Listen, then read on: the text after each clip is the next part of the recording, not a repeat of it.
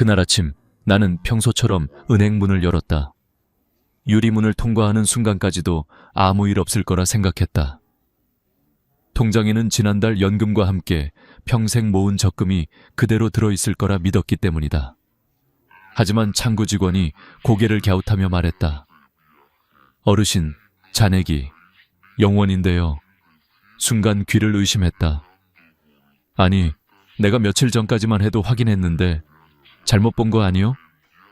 직원은 다시 화면을 돌려 보여주었다. 내 이름이 맞았고 계좌번호도 틀리지 않았다. 하지만 숫자는 여전히 0이었다. 도둑이 든 것도 아니고 자식이 가져간 것도 아니었다. 분명히 은행에, 그것도 내가 가장 신뢰하던 곳에 넣어둔 돈이었다. 그날 저녁 집에 돌아온 나는 손에 쥔 통장을 몇 번이고 펼쳤다, 접었다 했다. 종이 위의 글자들은 그대로인데 거기에 담겨있던 믿음은 흔적도 없이 사라져 있었다. 그제야 비로소 깨달았다. 안전하다는 말로도 위험한 말은 없다는 것을. 나는 평생 은행에서 근무했다. 수십 년 동안 수많은 어르신들을 만났다. 대부분은 똑같은 말을 했다. 난 바보처럼 속을 사람 아니에요. 내 돈은 내가 잘 알아요. 그들은 단단히 믿고 있었다. 그러나 그 믿음이 무너지는 데는 단 하루면 충분했다. 내가 근무하던 시절 72세의 이정자 어르신이 있었다. 늘 깔끔하게 차려입고 오시던 분이었다. 어느 날 그분이 울먹이며 창구를 찾아왔다. 내 돈이 없어졌어요. 분명히 예금한 건데요. 조사 끝에 밝혀진 건 뜻밖이었다. 자동 이체 상품이라고 가입한 게 사실은 고위험 펀드였다. 은행 직원이 친절하게 어르신 나이에 딱 맞는 상품이에요 라고 설명했고 서류를 다 읽지 않은 채 도장을 찍은 게 화근이었다. 그분은 내 앞에서 말했다. 이제는 은행도 무서워요. 사람도 돈도 다 무서워요. 그 말이 아직도 내 귀에 남아있다. 많은 사람들은 돈을 지키기 위해 은행에 맡긴다. 하지만 정작 은행이라는 곳이 완전한 안전지대는 아니다. 내가 본 수백 명의 어르신들 중 일부는 보관을 잘했음에도 불구하고 지키지 못했다. 왜일까? 그들은 자신이 아는 만큼만 믿었기 때문이다. 세상은 그 사이에 조용히 변해 있었다. 60세 이후의 인생은 버는 법보다 지키는 법을 배워야 하는 시기다. 그러나 사람들은 여전히 예전의 상식에 머문다. 현금은 눈에 보여야 안전하다고 생각하고 이자는 높을수록 좋다고 믿으며 오래 본 사람은 절대 나를 속이지 않을 거라 확신한다. 하지만 그 세 가지 믿음이 바로 노후의 평화를 무너뜨리는 시작이 된다. 나는 한 번도 어르신들에게 돈은 이렇게 쓰세요 라고 말한 적이 없다. 대신 이렇게 말하곤 했다. 돈은 모으는 게 아니라 지키는 겁니다. 내 돈이 내 손 안에 있어야 진짜 내 돈이에요. 사람들은 종종 묻는다. 그럼 어디에 두는 게 안전한가요? 내 대답은 언제나 같다. 장소보다 중요한 건 방식입니다. 돈을 어디에 넣느냐보다 그 돈을 어떻게 관리하느냐가 인생의 평화를 결정한다. 나는 이 영상을 통해 단순히 금융 지식을 나누려는 게 아니다. 평생 모은 당신의 노력이 헛되지 않도록 돕고 싶다. 자식에게 주기 전에, 은행에 맡기기 전에 스스로 점검해야 할 세 가지 질문이 있다. 첫째, 이 돈을 언제든 꺼낼 수 있는가? 둘째, 누가 대신 처리할 수 있는가? 셋째, 나는 지금 진짜 안전을 알고 있는가? 이 세 가지 질문 중 하나라도 모르겠다고 느껴진다면 지금부터 들려드릴 이야기들은 아마도 당신의 인생을 바꿔 놓을 것이다. 앞으로 나는 은행에서 직접 보고 들은 실제 사례들을 토대로 어르신들이 가장 자주 저지르는 돈 관리의 실수와 그것을 교묘히 유도하는 말들의 비밀을 하나씩 풀어보려 한다. 그 이야기 속엔 단순한 숫자 이상의 교훈이 있다. 그리고 무엇보다 잊지 말아야 할 것은 돈이 사라지는 건 통장의 숫자가 줄어서가 아니라 믿음을 잘못 둔 순간부터 시작된다는 사실이다. 이제 시작이다. 다음 장에서는 우리가 평생 믿어왔던 첫 번째 착각, 현금은 장롱 속이 제일 안전하다는 생각이 얼마나 위험한 함정인지 그 실체를 보여드리겠다. 내가 은행에서 근무하던 시절 가장 자주 들었던 말이 있다. 요즘 세상이 흉흉해서 나는 그냥 집에다 두는 게 제일 편해요. 그 말을 할 때 어르신들의 얼굴에는 묘한 안도감이 깃들어 있었다. 손이 닿는 곳에 있으니 불안하지 않다는 표정. 그러나 나는 늘 속으로 생각했다. 그 평안이 얼마나 위험한 착각인지 이분들은 아직 모르시는구나.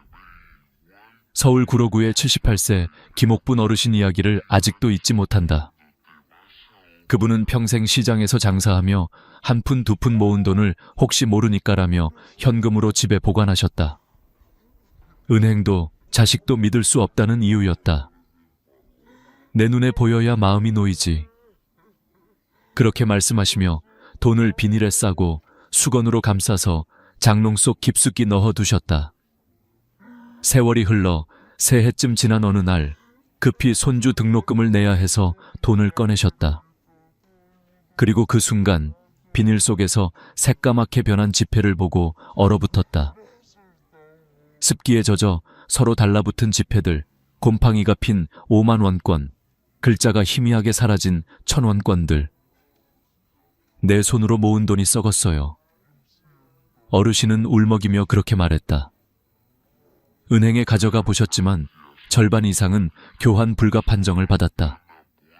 결국 수백만 원이 종이 조각이 돼버렸다. 그분은 내게 물었다. 은행에 맡기면 도둑 맞을까봐 무서웠는데 결국 내 손이 더 무서운 거였네요. 나는 대답하지 못했다.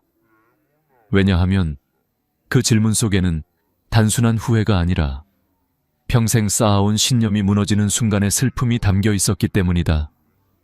많은 분들이 여전히 이렇게 말한다. 은행은 믿을 수 없어. 뉴스 보면 맨날 사기다 뭐다 하잖아. 그 말이 틀린 건 아니다. 그러나 역설적으로 그런 불신이야말로 당신의 돈을 가장 위험하게 만든다. 세상은 이미 바뀌었다. 은행 금고보다 더 위험한 건 장롱 속의 고요한 무지다. 한번 생각해보자. 돈은 단지 종이가 아니다. 시간이고 노력이고 당신의 인생 그 자체다. 그 귀한 시간을 곰팡이 속에 습기 속에 묻어두는 건 결국 자신의 과거를 썩히는 일이다.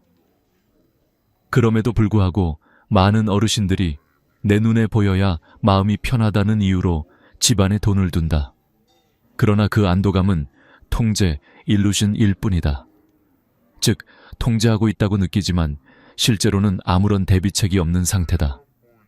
도둑이 들지 않아도, 불이 나지 않아도 세월만으로도 돈은 사라진다. 나는 예전에 한 노부부의 집을 방문한 적이 있다. 오래된 한옥이었고 방 한쪽에 묵직한 나무 장롱이 있었다. 그 안에는 비닐봉지에 쌓인 돈 뭉치들이 가지런히 놓여 있었다. 부인은 말했다. 이게 우리 평생 모은 돈이에요. 애들 몰래요. 그때 나는 조심스럽게 물었다. 왜 몰래 두세요? 그녀는 잠시 망설이다가 이렇게 대답했다. 혹시 애들이 손댈까 봐요. 요즘 세상 믿을 게 어딨어요. 그 말에는 슬픔보다 외로움이 더 짙게 배어 있었다. 나는 그날 깨달았다. 많은 어르신들이 돈을 장롱에 숨기는 이유는 단지 안전 때문이 아니라 세상으로부터의 불신과 외로움 때문이다. 누군가에게 부탁할 수도 나눌 수도 없으니 결국 혼자만의 금고를 만든 것이다. 그러나 아이러니하게도 그렇게 숨겨진 돈은 가장 쉽게 잃어버린다. 어떤 분은 기억이 흐릿해져 돈을 어디에 숨겼는지도 잊는다. 또 어떤 분은 갑작스러운 병으로 입원하며 그 돈이 그대로 남겨진다. 결국 시간이 지나면 그 돈은 그 누구의 것도 되지 못한 채 먼지 속에 사라진다. 그래서 나는 언제나 이렇게 말한다. 돈은 내 눈앞에 있다고 해서 안전한 게 아닙니다. 내 손으로 지킬 수 있는 곳에 있어야 비로소 안전한 겁니다. 지금 이 영상을 보고 있는 여러분, 혹시 집 어딘가에 현금을 숨겨두셨나요? 만약 그렇다면 오늘 밤 꼭 다시 한번 생각해 보시기 바랍니다. 장롱은 돈을 숨겨주지만 시간은 그것을 지켜주지 않습니다. 습기, 곰팡이, 망각, 그리고 세월. 이 네 가지가 여러분의 평생 저축을 갉아먹습니다. 이제 우리는 첫 번째 착각을 바로잡았습니다. 다음 장에서는 또 다른 함정, 이자가 높을수록 좋다는 믿음이 어떻게 평생의 돈을 순식간에 빼앗아 가는지를 이야기해 드리겠습니다. 당신의 돈은 아직 늦지 않았습니다. 오늘부터라도 숨기지 말고 관리하십시오. 그것이 바로 당신의 평생을 지키는 첫걸음입니다. 이자 높은 게 최고지. 누가 바보처럼 낮은 걸 해?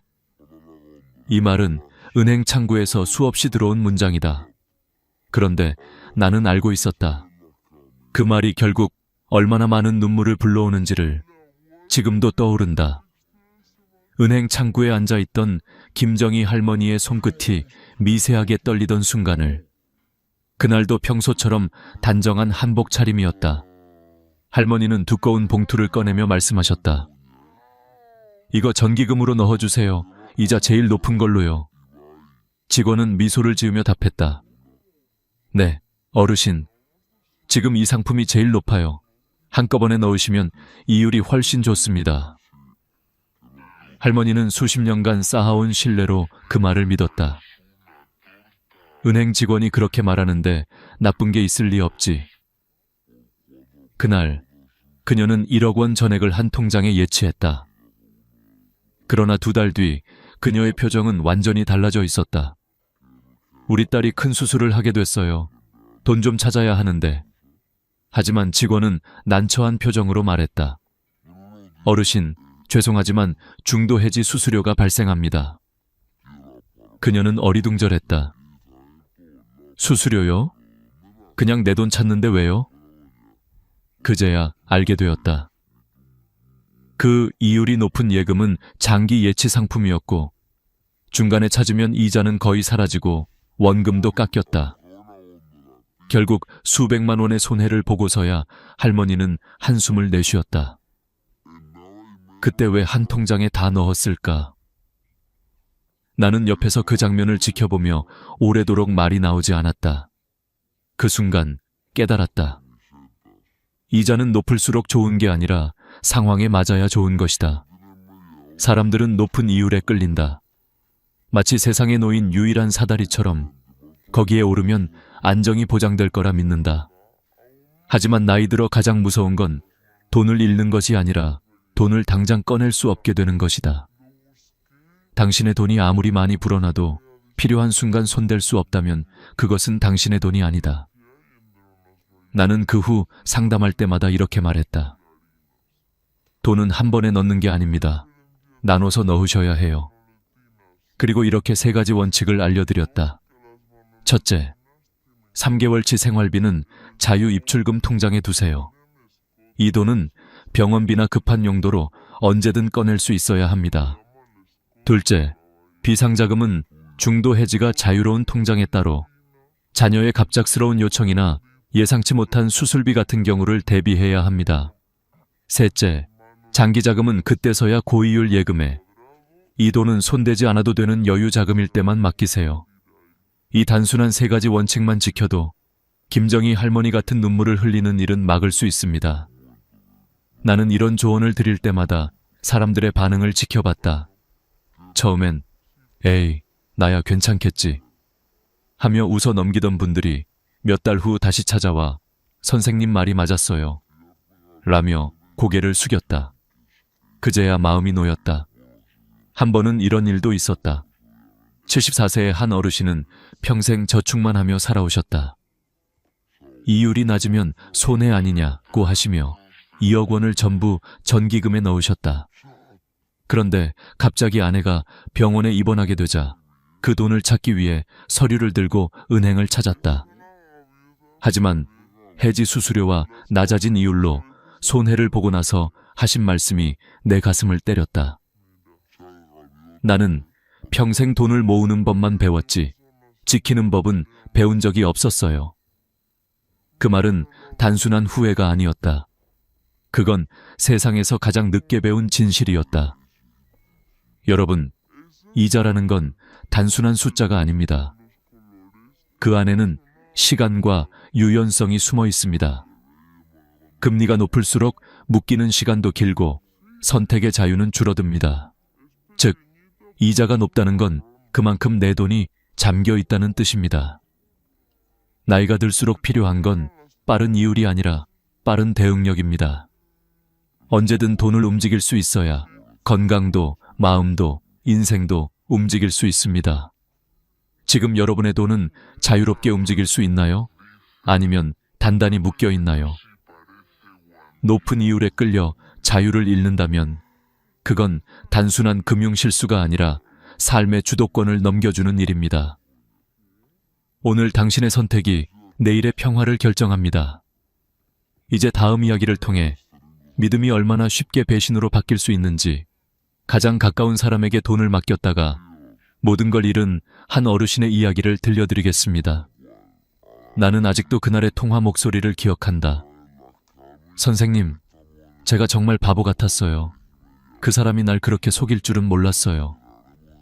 전화를 건 사람은 79세 김창섭 어르신이었다. 목소리 끝이 떨렸다. 오랜 세월 쌓아온 신뢰가 무너졌을 때 나는 그 어떤 위로의 말도 쉽게 건넬 수 없었다. 김창섭 어르신은 자식이 외국에 나가 있는 홀로 된 분이었다. 동네에서 늘 도와주던 후배가 있었다. 병원 갈 때 차로 태워주고, 장 보러 갈 때 무거운 걸 대신 들어주고, 은행 업무도 종종 같이 봐주었다. 그 후배는 늘 이렇게 말했다. 형님, 요즘 세상 흉흉하잖아요. 인감도장이나 등기 같은 건 미리 정리해 두셔야 해요. 제가 복사해서 보관해 드릴게요. 그 말에 어르신은 망설이지 않았다. 고마웠기 때문이다. 그래, 이 사람은 나를 진심으로 도와주는구나. 며칠 뒤 어르신은 인감증명서와 통장 사본을 건넸다. 그 후로 몇 달이 지나고 어느 날 통장 잔액을 확인하러 갔다. 잔고는 거의 비어 있었다. 심지어 자신이 모르는 대출이 승인된 기록도 있었다. 아니, 내가 언제 이런 걸... 그제야 깨달았다. 모든 건 그 믿었던 사람이 저지른 일이었다. 신고를 했지만 이미 늦었다. 그 사람은 연락이 끊겼고 돈은 회복되지 않았다. 그날 어르신은 내 앞에서 울먹이며 말했다. 나는 평생 사람을 믿고 살아왔어요. 도와준다고만 생각했지 이렇게 내 노후를 무너뜨릴 줄은 몰랐어요. 그 말이 끝나자 사무실 안은 한동안 고요했다. 나는 그때부터 사람들에게 이렇게 말하기 시작했다. 도와주는 사람과 책임지는 사람은 다릅니다. 당신의 돈과 서류는 도와줄 수 있는 사람이 아니라 책임질 수 있는 사람에게만 맡겨야 한다는 뜻이다. 우리는 종종 정의라는 이름으로 경계를 허문다. 그 사람은 나랑 20년을 알고 지냈는데, 그 사람은 내 사돈인데 설마. 그러나 세상에서 가장 많은 사기는 바로 그 설마라는 단어 뒤에서 일어난다. 한 번은 이런 일도 있었다. 80세의 한 할머니는 자신이 글을 잘 몰라 이웃에게 은행 일을 대신 부탁했다. 내 대신 이자 확인 좀 해줘. 그 이웃은 처음엔 정말 성실했다. 매달 통장 정리를 해주고 잔액을 알려드렸다. 그런데 어느 날부터 슬그머니 일부 금액을 옮겨두기 시작했다. 할머니는 아무것도 모른 채 요즘 이자가 줄었네 하며 웃어 넘겼다. 그 사실을 알게 된 건 1년 뒤였다. 이미 손해는 수천만 원에 달했다. 사람의 마음은 시간이 쌓이면 믿음으로 바뀐다. 그러나 돈이 섞이는 순간 그 믿음은 시험대에 오른다. 그래서 나는 늘 말한다. 돈과 관계는 따로 둬야 합니다. 돈이 들어가면 관계는 흔들리고 관계를 지키려면 돈은 투명해야 합니다. 나는 이런 사례를 보고 들으며 깨달았다. 노후의 가장 큰 적은 사기꾼이 아니라 경계심을 잃은 나 자신이었다. 나이가 들수록 마음은 여려지고 누군가의 도움에 쉽게 의지하게 된다. 그러나 그 순간 바로 재산의 문이 조금씩 열린다. 만약 누군가가 이렇게 말한다면 꼭 기억하라. 제가 대신 처리해드릴게요. 형님, 번거로우니까 제가 맡아드릴게요. 그 순간은 당신의 편의가 아니라 당신의 통제권이 사라지는 순간이다. 내가 만난 한 노신사는 이렇게 말했다. 돈을 맡긴다는 건 믿음을 맡기는 게 아니라 내 삶을 맡기는 거였어요. 그 말이 얼마나 무겁게 다가왔는지 모른다. 여러분, 믿음은 아름답지만 돈은 냉정해야 합니다. 누군가에게 고마워서, 오래 봐서, 편해서, 그 어떤 이유로든 내 이름이 아닌 사람에게 돈이나 서류를 맡기지 마세요. 그 한 장의 서류가, 그 한 번의 도장이 여러분의 평생을 송두리째 바꿀 수 있습니다. 자, 이제 3가지 착각을 모두 짚었습니다. 첫째, 현금은 눈앞에 있어야 안전하다. 둘째, 이자는 높을수록 좋다. 셋째, 오랜 지인은 믿어도 된다. 이 3가지는 모두 착각이자 함정입니다. 이제부터는 그 함정으로 어르신들을 몰아넣는 또 다른 존재, 은행 직원의 달콤한 말에 대해 이야기해 보겠습니다. 당신의 마음을 열게 만들지만 결국 통장을 비우게 하는 그 말들, 그 진짜 얼굴을 하나씩 밝혀드리겠습니다. 은행 창구에 앉아 있으면 하루에도 수십 번 같은 장면을 본다. 직원은 환하게 웃으며 설명하고 손님은 고개를 끄덕이며 도장을 찍는다.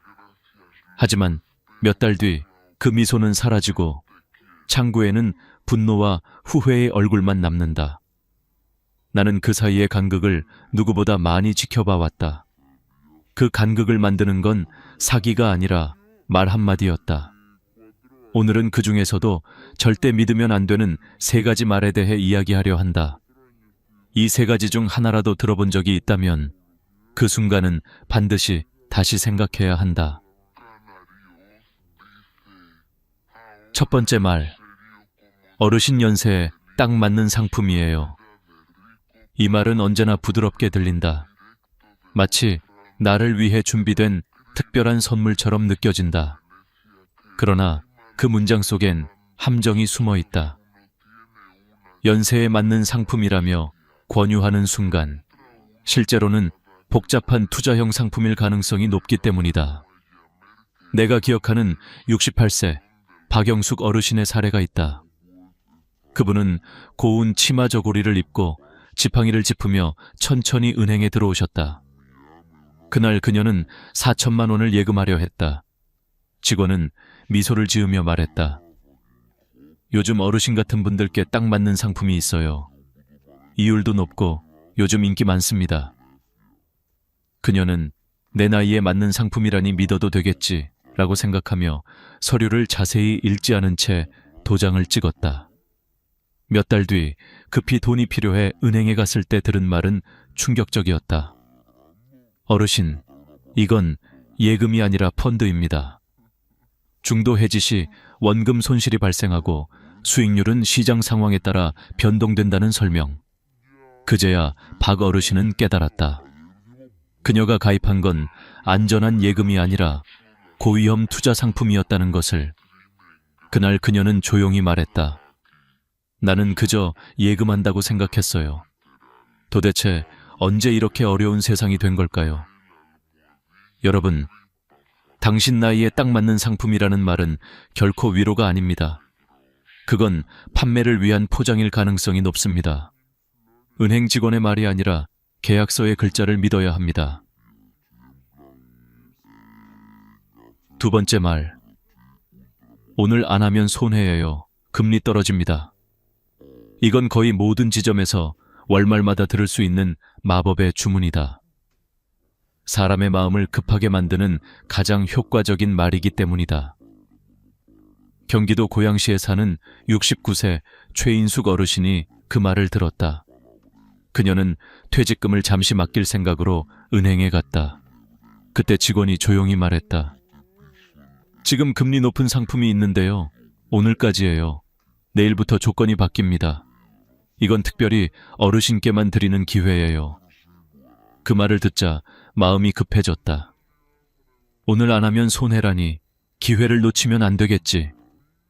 그녀는 충분히 알아보지도 않은 채 서명했다.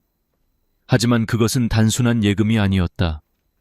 보험과 펀드가 결합된 상품, 원금 손실이 가능한 고위험형이었다.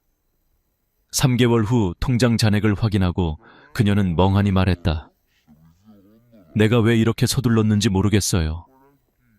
여러분, 진짜 좋은 상품은 절대 서두르지 않습니다. 설명을 충분히 하고 가족과 상의할 시간을 줍니다. 오늘만 가능하다는 말은 대부분 지금 아니면 가입 안 할 걸 알기 때문에 나오는 말입니다. 그 오늘이 지나가면 대부분 아무 일도 일어나지 않습니다. 세 번째 말. 자녀분께는 말씀 안 하시는 게 좋습니다. 처음 들으면 이 말은 배려처럼 느껴진다. 괜히 자녀분이 간섭하면 복잡해지니까 어르신만 알고 계시면 됩니다. 하지만 이 말이야말로 가장 위험한 멘트다. 서울 은평구 74세 윤경자 어르신이 그랬다. 직원이 그 말을 하자 이건 나만을 위한 혜택이구나라고 생각했다. 그녀는 가족에게 알리지 않고 계약서에 사인했다. 그러나 몇 달 후 예금을 찾으려 하자 그것은 예금이 아니라 변액보험이었다. 6년 이상 유지해야 하며 중도 해지 시 수수료만 200만 원이었다. 그녀는 자녀들에게 말도 못하고 며칠을 울었다. 결국 자식들에게 사실을 털어놓았을 때 아들, 딸은 화내지 않았다. 대신 이렇게 말했다. 엄마, 왜 혼자 하셨어요? 무슨 일이 있어도 우리한테 먼저 말해주세요. 그 말에 윤경자 어르신은 눈시울을 붉혔다. 여러분, 좋은 금융 결정일수록 혼자 하지 마세요. 지금 아니면 안 된다. 가족에겐 비밀로 하라는 말이 들리는 순간 반드시 한 걸음 물러서세요. 그 한 걸음이 여러분의 10년 노후를 지켜줍니다. 이 세 가지 문장 꼭 기억하세요. 어르신 연세에 딱 맞는 상품이에요. 오늘 안 하면 손해예요. 자녀분에겐 말씀 안 하시는 게 좋습니다. 이 말이 나오는 순간 귀보다 먼저 마음을 닫으셔야 합니다. 이제 우리는 마지막으로 그 모든 잘못된 믿음과 실수를 바로잡고 당신의 평생 자산을 스스로 지키는 가장 확실한 방법을 이야기하겠습니다. 이제 여러분도 아셨을 겁니다. 돈은 모으는 것보다 지키는 게 훨씬 어렵다는 걸요. 한평생 절약하며 모은 돈이 단 하루의 실수로 사라질 수 있다는 걸요. 그러나 희망은 있습니다. 지금부터라도 바로잡으면 늦지 않습니다. 오늘 이 마지막 이야기는 당신의 돈을 평생 안전하게 지키는 법에 대한 것입니다. 먼저 꼭 기억하세요. 돈은 눈앞에 있다고 해서 내 돈이 아닙니다. 그리고 통장에 많다고 해서 안전한 것도 아닙니다. 진짜 내 돈은 내가 언제든 꺼내 쓸 수 있는 돈, 그리고 내가 책임질 수 있는 구조로 관리되는 돈입니다. 어느 날 한 어르신이 나에게 이런 말씀을 하셨다. 나는 돈을 장롱에 숨겨뒀어요. 아무도 못 찾게요. 그 말 속에는 불안과 외로움이 섞여 있었다. 그는 자식에게조차 말 못하고 혹시라도 누가 알까 두려워 매번 잠을 설치셨다. 하지만 정작 그 돈은 세월과 습기에 썩어갔다. 그때 나는 조용히 말씀드렸다. 선생님, 돈은 숨길수록 안전해지는 게 아니라 지킬 수 없게 되는 겁니다. 돈은 보관이 아니라 관리입니다. 눈으로 보는 게 아니라 흐름 속에서 지켜야 하는 생명체와 같습니다. 둘째, 나눠두세요. 한 통장에 다 넣는 건 절대 안전하지 않습니다. 인생은 언제든 예상치 못한 일이 생깁니다. 병원비, 가족의 사고, 갑작스러운 수리비. 그럴 때 한 통장에 모든 돈이 묶여 있다면 그 돈은 단지 숫자일 뿐 힘이 아닙니다.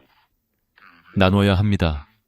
생활비, 비상금, 장기자금, 이렇게 세 가지로 나누는 겁니다. 생활비는 자유롭게 꺼낼 수 있게, 비상금은 중도 해지가 가능한 곳에, 그리고 장기 자금만이자 높은 예금에 넣어두세요. 이 단순한 원칙 하나로 수많은 분들이 인생을 바꿨습니다. 내가 만난 한 83세 할머니는 이렇게 말씀하셨죠. 선생님 말대로 나눠두니까 마음이 편해요. 이젠 무슨 일이 생겨도 당황하지 않아요. 그 웃음을 본 순간 나는 확신했습니다. 돈을 나누는 건 불안이 아니라 평화를 나누는 일이라는 걸요. 셋째, 혼자 결정하지 마세요. 가족이든 전문가든 믿을 수 있는 사람과 상의하세요. 누군가가 이건 가족에게 비밀로 하세요 라고 말하는 순간 그건 당신의 이익이 아닌 그 사람의 이익을 위한 거래일 가능성이 큽니다. 진짜 좋은 금융 결정은 투명합니다. 가족이 알아도 문제없고 오히려 함께 확인할수록 더 안전합니다. 한 번은 이런 일이 있었다. 어느 76세 어르신이 보험 상품을 잘못 가입해 손해를 보셨다. 그때 아들이 계약서를 보고 놀라며 이렇게 말했다. 엄마, 이건 누가 봐도 손해예요. 왜 혼자 하셨어요? 그녀는 미소 지으며 대답했다. 나도 이제는 어른이니까 나 혼자 결정해 보고 싶었어. 그 말에 아들은 눈시울이 붉어졌다. 그녀는 자존심을 지키려 했지만 결국 그 자존심이 재산을 잃게 했다. 그래서 나는 늘 이렇게 말한다. 혼자 결정하는 용기보다 함께 점검하는 지혜가 더 값집니다. 넷째, 절대 서두르지 마세요. 오늘 안 하면 손해예요 라는 말에 흔들리지 마세요. 진짜 좋은 기회는 당신을 기다립니다. 하지만 당신의 돈은 결코 오늘만의 기회에 걸 만큼 가볍지 않습니다. 은행 직원이 급하게 서류를 내밀 때 그 순간 한 번만 더 물어보세요. 내일 해도 되나요? 그 한마디가 수천만 원을 지켜줍니다.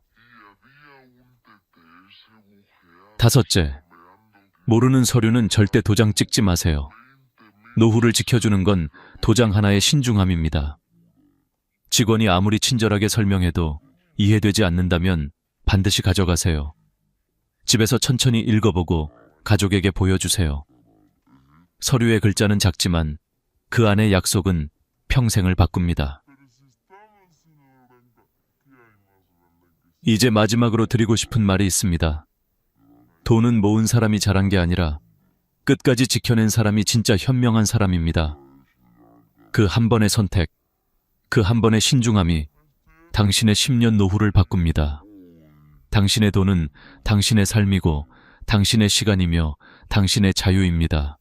그걸 절대 아무에게도 맡기지 마세요. 오직 당신 자신만이 지킬 수 있습니다. 오늘 이야기를 끝까지 들어주신 여러분께 진심으로 감사합니다. 혹시 이 이야기가 마음에 남으셨다면 가족이나 친구와 꼭 나눠주세요. 그 한 번의 공유가 한 가정의 노후를 지켜줄 수도 있습니다. 그리고 기억하세요. 현금은 숨긴다고 안전하지 않고 이자는 높다고 좋은 게 아니며 믿음은 오래됐다고 지켜지는 게 아닙니다. 여러분의 돈은 관리로 지키고 여러분의 삶은 지혜로 빛날 수 있습니다. 오늘부터 그 한 걸음을 시작하세요. 당신의 노후는 아직 늦지 않았습니다. 당신의 지혜가 내일의 평안을 만듭니다.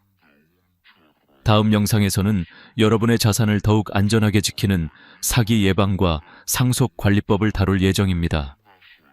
놓치지 않도록 구독과 좋아요, 알림 설정을 꼭 눌러주세요. 여러분의 평안한 내일을 위해 저는 다시 찾아오겠습니다.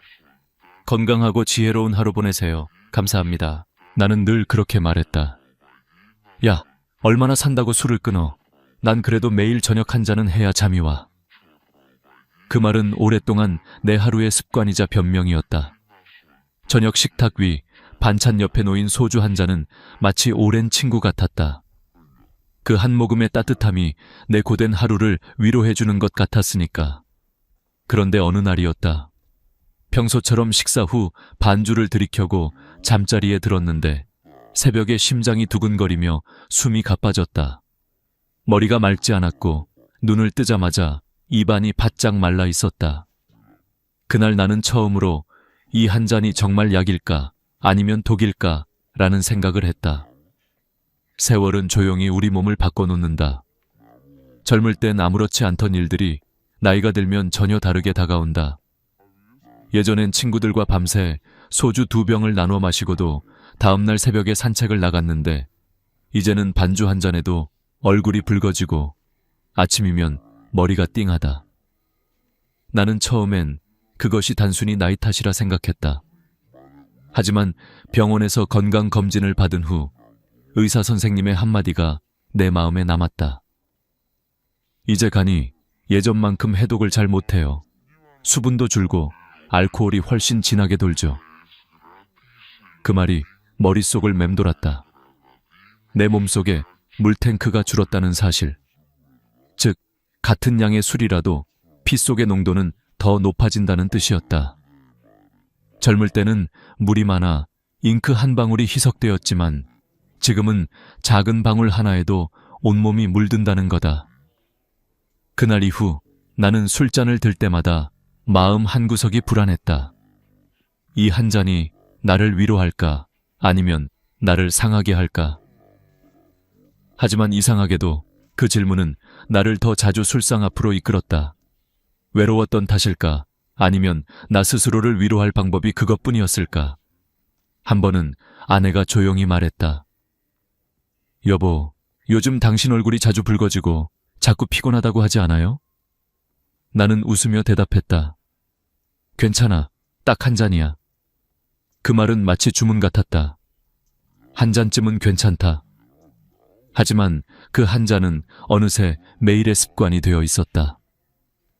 식탁 위의 병은 점점 비워지는 속도가 빨라졌고 내 몸은 천천히 신호를 보내기 시작했다. 아침의 피로, 잠이 챈고, 손끝의 떨림, 그리고 잊어버리는 일들. 그러던 어느 저녁 방송에서 의사 한 분이 말했다. 65세 이후에 술 한 잔, 약이 될 수도 있지만 독이 될 가능성이 훨씬 큽니다. 그 말에 나는 술잔을 들고 멈췄다. 그분은 이어서 이렇게 말했다. 몸속 수분이 줄고 간의 효소가 약해지며 뇌가 알코올에 민감해집니다. 예전처럼 마셔도 예전처럼 해독되지 않아요. 순간 내 지난날의 모든 장면이 스쳐 지나갔다. 젊은 시절 친구들과의 술자리, 웃음과 노래, 그리고 지금의 조용한 식탁 위 한 잔. 나는 깨달았다. 내가 찾던 건 술이 아니라 하루의 위로였다. 그리고 그 위로를 술에게 맡기고 있었다는 걸. 그날 밤 나는 오랜만에 술 대신 따뜻한 보리차를 끓였다. 잔을 들자 김이 올라오며 코끝을 간지렸다. 이게 뭐라고 이렇게 좋지? 그 한 모금은 이상하리만큼 마음을 편하게 해주었다. 아마도 내 몸이 그리고 내 마음이 진짜로 원했던 건 알코올이 아니라 쉼이었던 것 같다. 나는 오늘도 많은 어르신들을 만난다. 그분들 중 대부분이 말한다. 나는 딱 한 잔만 해. 그게 내 낙이지. 하지만 나는 이제 그 말이 얼마나 위험한 착각인지 안다. 몸은 이미 변했고 예전의 한 잔은 더 이상 같은 한 잔이 아니다. 그래서 나는 오늘 이렇게 고백한다. 나는 술을 끊지 못했다. 하지만 술을 대하는 마음은 분명 바뀌었다. 이제 그 잔을 들 때마다 스스로에게 묻는다. 지금 내 몸이 진짜로 원하는 건 술일까? 아니면 쉼일까? 그 물음 하나가 내 건강을 지켜주고 있다. 그 작은 깨달음이 나를 내일로 이끌고 있다. 나이가 든다는 건 단순히 머리카락이 휘어지고 주름이 늘어나는 일만은 아니다. 눈에 보이지 않는 곳에서 몸속의 모든 세포들이 조금씩 다른 속도로 늙어가고 있었다. 의사 선생님이 내게 말했다. 나이 들면 몸 안의 수분이 줄어요. 젊었을 땐 몸의 70%가 물이지만 60대가 되면 50% 아래로 떨어지죠. 물이 줄면 같은 양의 술이라도 훨씬 진하게 퍼집니다.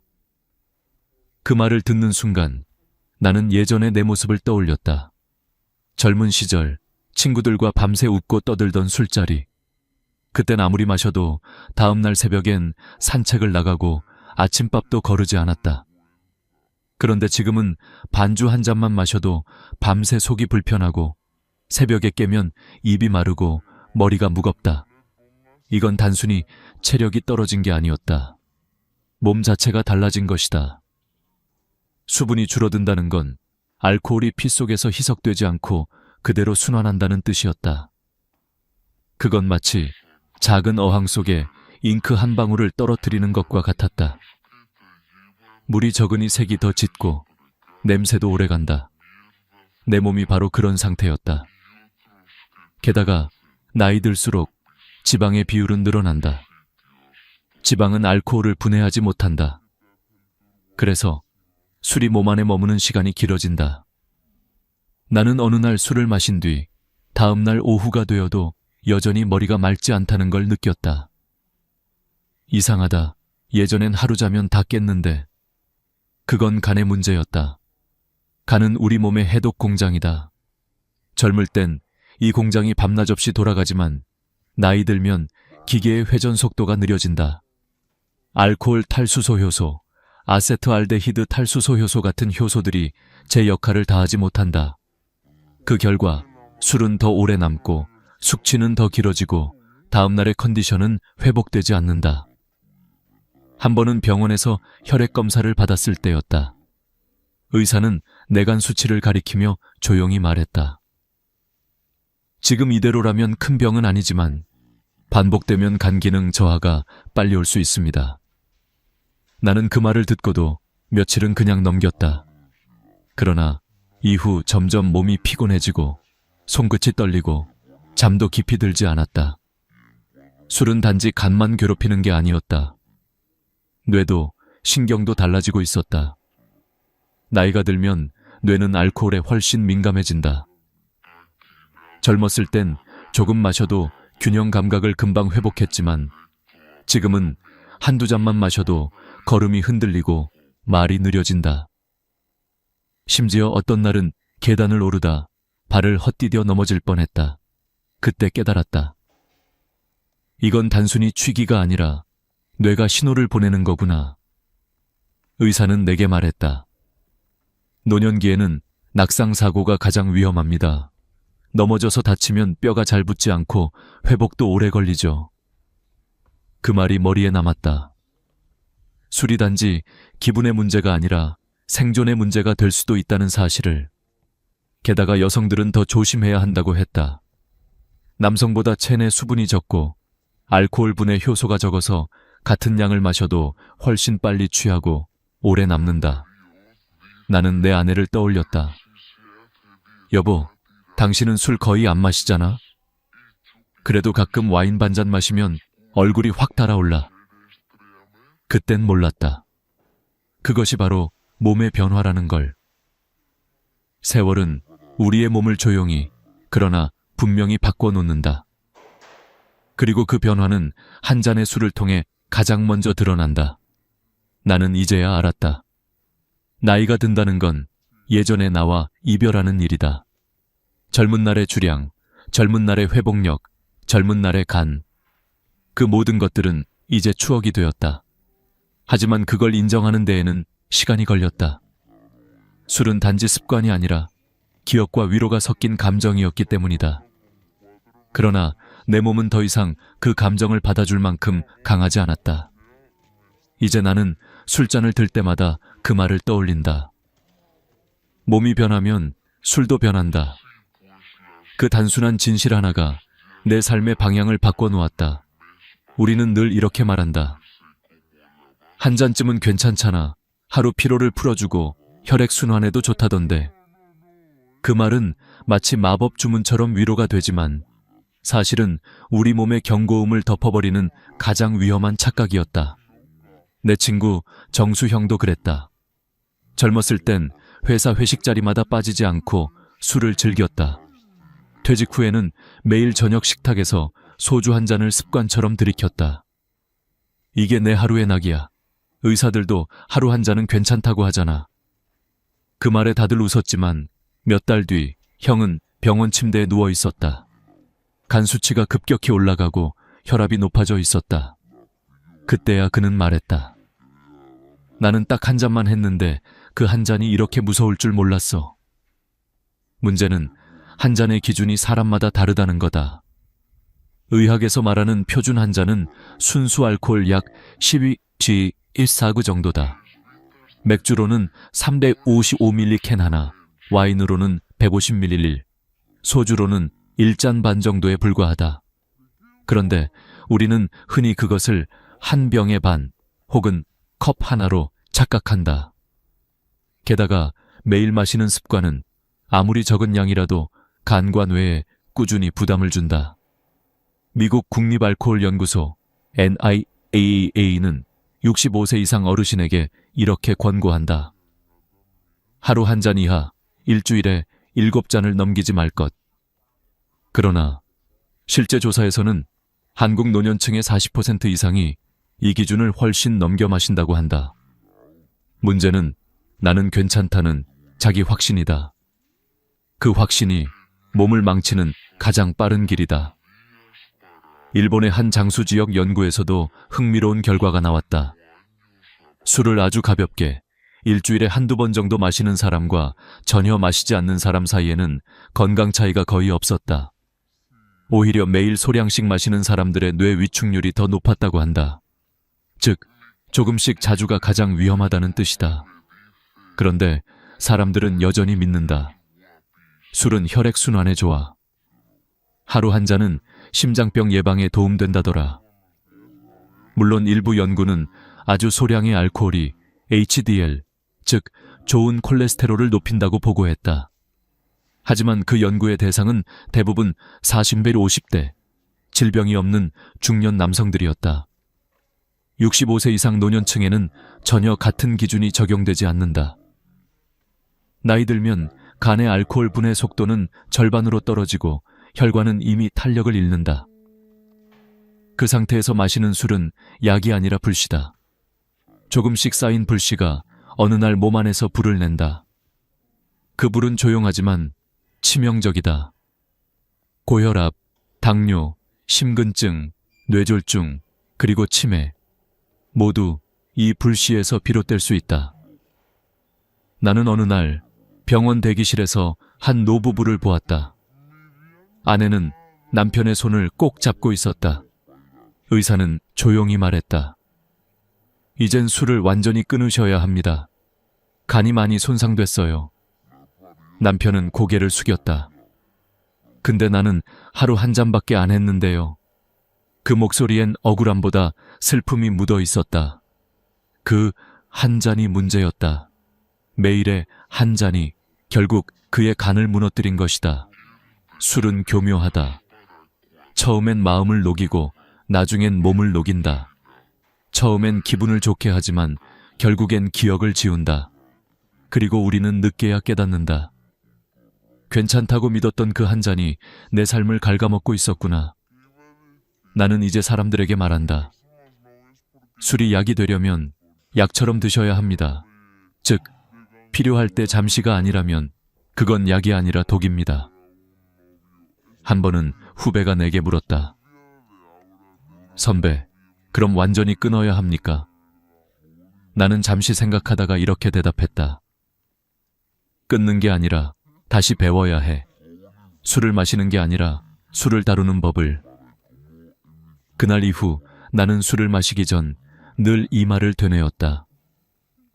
나는 오늘 술을 마시는 게 아니라 내 몸을 선택한다. 그렇게 생각하면 술잔을 드는 손이 자연히 멈춘다. 그 멈춤 하나가 내 건강을 지키는 첫걸음이 되었다. 한 잔쯤은 괜찮다는 말, 그건 젊은 날의 이야기다. 이제 우리에게 필요한 말은 이거다. 오늘도 술 대신 나를 아끼자. 술의 무서움은 취기가 아니라 잔류에 있다. 우리가 잠든 동안에도 알코올은 여전히 몸속을 떠돈다. 간이 해독하지 못한 그 찌꺼기들은 피를 따라 뇌로, 심장으로, 신장으로 흘러간다. 그렇게 오랜 세월 조금씩 쌓인 독이 어느 날 갑자기 폭발하듯 병이 되어 돌아온다. 나는 어느 70대 남성 환자를 잊을 수 없다. 그는 평생 나는 술 잘 마셔 라고 자랑하던 분이었다. 하지만 어느 날 평소처럼 저녁 식사 후 반주 한 잔을 마시고 잠들었는데 새벽에 갑자기 어지럼증과 구토로 응급실에 실려왔다. 검진 결과는 알코올성 심근증. 의사는 조용히 말했다. 술이 심장 근육을 조금씩 약하게 만들어 온 겁니다. 이제 더는 버틸 수 없어요. 그분은 며칠 뒤 중환자실에서 조용히 눈을 감았다. 그 한 잔이 심장을, 간을, 뇌를 무너뜨릴 줄 누가 알았겠는가. 알코올은 몸의 모든 기관을 동시에 공격한다. 먼저 가는 가장 앞에서 맞는다. 처음엔 지방간으로 시작된다. 술이 지방 대사를 방해해 간세포 사이에 지방이 쌓이는 것이다. 그 다음엔 염증이 생기고 결국 강형변으로 진행된다. 강형변이 되면 간세포가 굳어지며 피가 통하지 않는다. 이때부터는 어떤 약도 어떤 해독제도 도움이 되지 않는다. 나는 직접 그 과정을 본 적이 있다. 검진 때마다 조금만 조심하라고 말하던 분이 있었는데 결국 몇 년 후 그는 강형변으로 입원했다.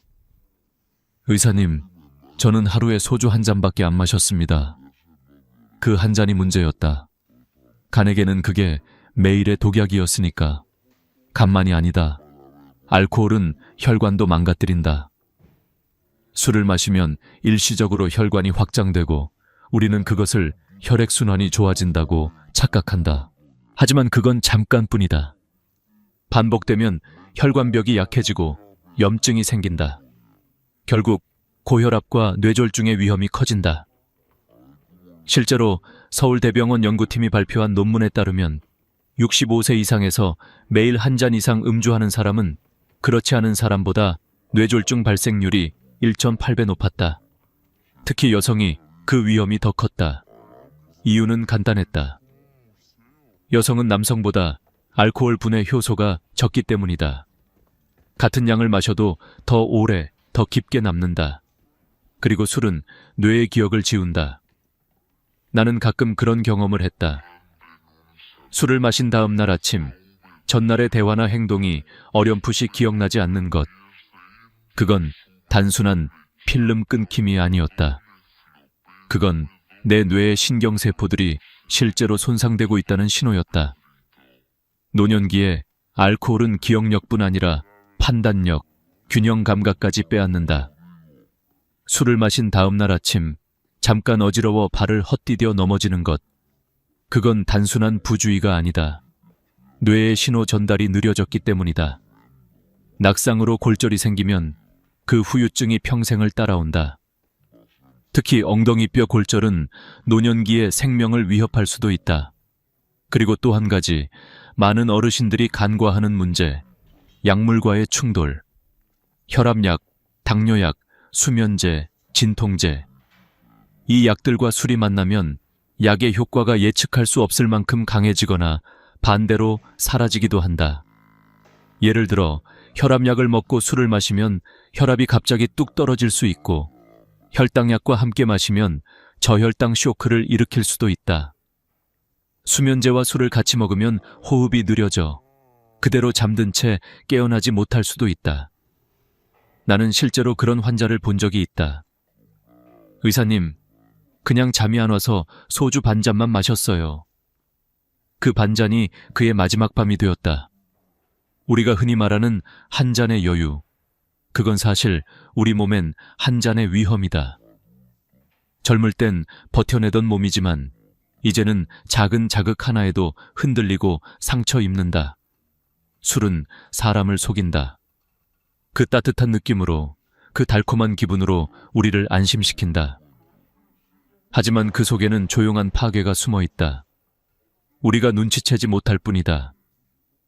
나는 이젠 안다. 술은 나를 웃게 하지만 결국 울게 만든다. 그 미묘한 경계를 알아차렸을 때 나는 비로소 술잔을 내려놓을 수 있었다. 술의 진짜 위험은 많이 마시는 것이 아니라 조금씩 오래 마시는 것이다. 술의 무서움은 언제나 합리화로 시작된다. 오늘 하루 힘들었잖아. 한 잔쯤은 괜찮아. 의사도 하루 한 잔은 좋다 그랬잖아. 나는 그래도 예전보다 줄였어. 이 말들은 우리 스스로를 안심시키는 주문 같지만 사실은 천천히 몸을 갉아먹는 독이 된다. 나는 예전엔 그 말을 믿었다. 일을 마치고 집으로 돌아와 혼자 식탁 앞에 앉으면 술잔 하나가 위로처럼 느껴졌다. 그 한 잔이 내 외로움을 달래주고 하루의 피로를 잊게 해주는 것 같았다. 하지만 어느 날 문득 깨달았다. 그건 위로가 아니라 회피였다. 내 마음은 편해졌지만 내 몸은 점점 무너지고 있었다. 술은 인간의 심리를 너무 잘 안다. 그 달콤한 냄새, 첫 잔의 따뜻한 목넘김, 얼굴이 붉어지는 순간의 환한 기분, 모두 괜찮다는 착각을 만들어낸다. 하지만 술은 절대 우리 편이 아니다. 그는 언제나 우리 안에 가장 약한 틈을 파고든다. 의사로 일하던 시절, 나는 수없이 많은 어르신들을 만났다. 그들 중 대부분은 이렇게 말했다. 선생님, 저는 과음 안 해요. 딱 한 잔이에요. 하지만 혈액검사 수치는 거짓말을 하지 않았다. 간 효소 수치가 높고 중성지방이 치솟고 혈당이 불안정했다. 술은 양보다 빈도가 더 중요했다. 매일 마시는 습관은 몸에 하루도 쉬는 날을 주지 않는다. 술을 매일 마시는 사람의 간은 하루가 아니라 평생을 쉬지 못한 공장과 같다. 해독하느라 지친 간세포는 서서히 죽어가고 그 자리를 섬유 조직이 메운다. 그렇게 간은 딱딱하게 굳어지고 결국 제 기능을 잃는다. 그러나 더 무서운 건 술이 단지 간만이 아니라 마음을 무너뜨린다는 사실이다. 술은 불안한 마음을 잠시 잊게 만들지만 그게 반복되면 뇌의 보상 회로가 변한다. 기분이 나빠질 때마다 술을 찾게 되고 결국 의존이라는 늪에 빠진다. 술을 끊으면 오히려 불안해지고 초조해지고 다시 그 불안을 달래기 위해 술을 마신다. 그 악순환은 어느새 삶 전체를 잠식한다. 나는 한 노신사를 기억한다. 그는 75세였고 혼자 살았다. 매일 저녁 식사 때 와인 한 잔씩을 즐겼다고 했다. 이건 나의 낙이에요. 친구도 없고 가족도 멀리 있으니까. 그의 간 수치는 정상이었지만 그의 눈빛은 늘 공허했다. 어느 날 병원 예약 시간에 나타나지 않았다.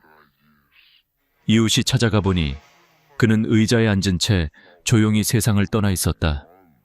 테이블 위에는 반쯤 비워진 와인잔 하나. 그 한 잔은 외로움을 달래주지 않았다. 그저 고요하게 천천히 그를 무너뜨렸을 뿐이다. 우리는 종종 이렇게 말한다. 내가 술을 마시는 게 아니라 술이 나를 마신다. 그 말의 의미를 늦게서야 이해했다. 술은 사람을 마신다. 기억을 마시고 의지를 마시고 삶의 속도를 삼킨다. 특히 노년기의 술은 단순한 음료가 아니라 의사결정의 시험이다. 술을 마신다는 건 그 순간 내 몸보다 내 감정을 택하는 일이다. 하지만 나이가 들수록 몸은 감정보다 더 소중하다. 감정은 다음날 사라지지만 몸은 그 대가를 끝까지 기억한다. 술을 끊는 건 단지 금욕이 아니다. 그건 자기 자신에 대한 존중이다. 내 몸을 사랑하고 내 삶을 길게 바라보는 선택이다. 나는 요즘 술을 대신해 따뜻한 차를 마신다. 국화차, 보리차, 때로는 꿀물 한 잔. 잔을 들 때마다 마음이 편안해진다. 이젠 술이 주던 달콤한 순간보다 내일 아침의 맑은 기분이 더 소중하다. 술은 우리에게 이렇게 말한다. 오늘만 즐겨라. 하지만 나는 이제 이렇게 대답한다. 나는 내일을 지킬 거야. 그 단 한마디가 나를 바꿨다.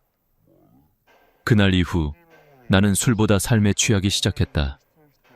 술을 끊는 건 단순히 잔을 비우는 일이 아니다. 그건 지난 수십 년간 쌓여온 습관과 외로움을 동시에 마주하는 일이다. 처음엔 허전하다. 식탁 위가 텅 비어 보이고 저녁 시간이 길게 느껴진다. 하지만 그 허전함 속에서 서서히 새로운 무언가가 자라난다. 그건 진짜 나를 다시 만나는 시간이다. 술을 끊고 첫 일주일 나는 밤마다 뒤척였다. 잠이 오지 않았다. 습관처럼 술 생각이 났고 목이 텄다. 하지만 10일쯤 지나자 이상하게 몸이 가벼워졌다. 아침에 눈을 뜨면 머리가 맑고 손끝이 따뜻했다. 그때 처음 깨달았다. 그동안 나는 술이 아니라 피로 속에서 살고 있었다는 걸. 술을 멀리하면 몸은 놀라울 만큼 빠르게 회복한다. 간 수치가 내려가고 혈압이 안정되고 얼굴빛이 환해진다. 무겁던 다리가 가벼워지고 숨이 덜 차오른다. 의학적으로도 불과 3주만 금주해도 간세포의 재생이 시작된다고 한다. 몸은 우리가 생각하는 것보다 훨씬 현명하다. 우리가 멈춰주기만 하면 스스로를 치유한다. 하지만 더 큰 변화는 몸이 아니라 마음에서 온다. 술에 기대어 흩어졌던 감정들이 다시 자리를 잡는다. 기분이 나쁘면 산책을 하고 외로우면 전화를 건다. 예전엔 술로 덮었던 일들이 이제는 대화로, 움직임으로 녹아간다. 나는 그걸 되찾은 리듬이라고 부른다. 술을 끊은 뒤 새벽이 좋아졌다. 예전엔 숙취로 흐릿했던 시간이었다. 하지만 이제는 그 시간에 커튼을 걷고 하늘을 본다. 회색빛이었던 하늘이 점점 푸르러지는 걸 바라보면 아, 이게 진짜 아침이구나 라는 생각이 든다. 몸이 맑아지면 세상이 선명해진다. 사람의 말소리, 바람의 냄새, 새의 울음소리까지 그 모든 게 마치 처음 듣는 소리처럼 또렷하다. 어느 날 병원에서 한 어르신이 나에게 말했다. 의사 선생, 나는 술을 끊고 나니까 기억이 돌아왔어. 그분은 웃으며 말했다. 잃어버린 10년이 조금씩 떠오르더라고. 참 이상하지? 나는 대답했다. 몸이 기억을 되찾은 겁니다. 실제로 알코올을 끊으면 뇌의 신경회로가 서서히 회복된다고 한다. 기억력, 집중력, 감정조절 능력, 이 모든 것이 다시 살아난다. 그건 단지 병의 회복이 아니라 삶의 회복이다. 술을 끊은 사람들 중에는 공통점이 있다. 처음엔 외로웠다고 말하지만 시간이 지나면 다들 이렇게 말한다. 이젠 더 이상 외롭지 않아요. 내가 나를 돌보기 시작했으니까요. 그 말이 참 인상 깊었다. 결국 우리가 술을 찾았던 이유는 몸이 아니라 마음이 목말랐기 때문이다. 누군가의 위로, 누군가의 관심, 혹은 자기 자신에 대한 이해, 그 부족함을 잠시 잊기 위해 술을 택했던 것이다. 하지만 진짜 위로는 술잔이 아니라 자기 자신을 돌보는 데서 온다. 나는 이젠 저녁마다 따뜻한 차를 우려 마신다. 국화차의 은은한 향이 방 안을 채우면 그 향기만으로도 마음이 편안해진다. 술이 주던 일시적인 열기 대신 차는 내 안에 조용한 평화를 가져다 준다. 노년의 시간은 빠르게 흐르지만 그 속에서 하루라도 더 건강하게 사는 것은 우리의 선택이다. 술을 끊는다는 건 단순한 절제가 아니라 삶의 방향을 되돌리는 일이다. 그건 끝이 아니라 새로운 시작이다.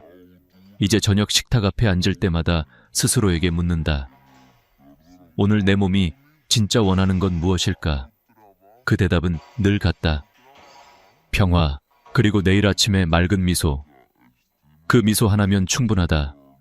그건 어제의 술보다 훨씬 더 달고 무엇보다 후회가 없다.